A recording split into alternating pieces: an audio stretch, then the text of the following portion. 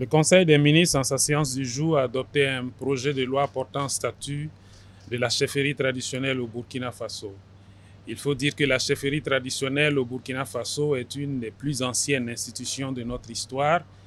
Elle a marqué notre histoire avant l'arrivée du colon oppresseur, mais aussi après, jusqu'à très récemment, la chefferie traditionnelle a été impliquée dans la résolution de beaucoup de crises que notre pays a traversées. Mais depuis, il n'y avait jamais eu, même si certains gouvernements ont essayé, un texte qui régissait la chefferie traditionnelle. Aujourd'hui, ce projet de loi vient clairement fixer le rôle et la fonction de la chefferie traditionnelle. Elle permet donc son intégration dans l'ordonnancement juridique de notre pays. Elle permet de la revaloriser et elle permet à la chefferie traditionnelle de participer à la restructuration, mais aussi à la consolidation de la paix au Burkina Faso. Il faut dire que le texte aussi prévoit les modes de dévolution de la chefferie traditionnelle. Elle permet aussi de parler de l'interdiction et de sanctionner l'autoproclamation. Donc aujourd'hui, à travers ce texte, il ne sera plus permis à qui que ce soit de s'autoproclamer. Celui qui fait une autoproclamation sera sanctionné ainsi que ses complices. Il faut être clair là-dessus. Ce texte est valorisant, mais il ne permet pas une rétribution au chef. Il accorde certaines prérogatives telles que le privilège de juridiction. Il permettra aux chefs d'être reconnus dans la société. Il permet de les valoriser, mais aucune rémunération ne sera payée à un chef parce qu'il exerce sa fonction. Le texte permet aussi de faire en sorte que le chef coutumier qui veut s'exercer en politique ne puisse pas le faire tout en restant chef.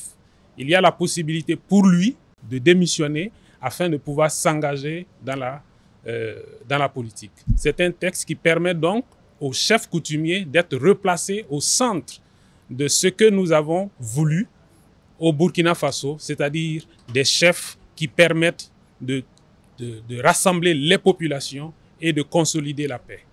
Ce texte qui a été adopté après l'adoption de la loi sur les journées de tradition révèle l'engagement du gouvernement à positionner nos traditions au sein de ce qu'elle a comme politique aujourd'hui. Le Conseil des ministres, en sa séance du 12 février 2025, a adopté le décret d'application de la loi 001-2024 du 22 février 2024 portant conditions d'entrée et de séjour des étrangers, de sortie des nationaux et des étrangers du Burkina Faso. Alors, il faut dire que ce décret est un outil qui vient opérationnaliser la loi 001. Également, ce décret a pour finalité de renforcer la gestion du flux migratoire, mais également poursuivre principalement 4 objectifs. Le premier objectif, c'est de renforcer, de clarifier les dispositions législatives en matière de gestion du flux migratoire, et tout en prenant en considération non seulement les normes et les standards internationaux et communautaires, mais également certaines tendances modernes en matière de droit comparé. Deuxième objectif, le décret va venir contribuer fortement à lutter efficacement contre le terrorisme et toute autre forme de menace transnationale. Objectif 3, c'est de pouvoir aussi servir de base juridique pour encadrer le visa électronique. Vous savez que depuis un certain temps, le Burkina Faso est passé au e-visa et il fallait également adopter ce décret pour donner un corpus juridique à ce visa électronique. Et enfin, quatrième objectif, le décret vient faciliter davantage le traitement de l'entrée et du séjour des étrangers au Burkina Faso.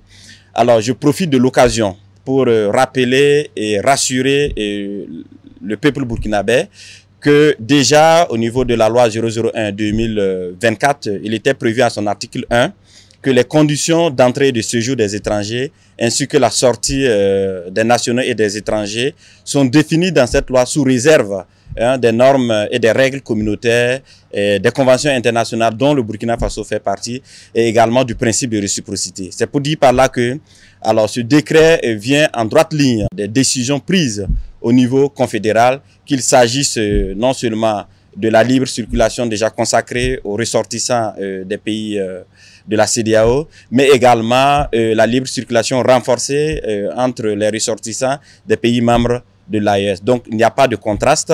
Ce décret vient en application et intègre parfaitement toutes ces décisions déjà prises au niveau confédéral.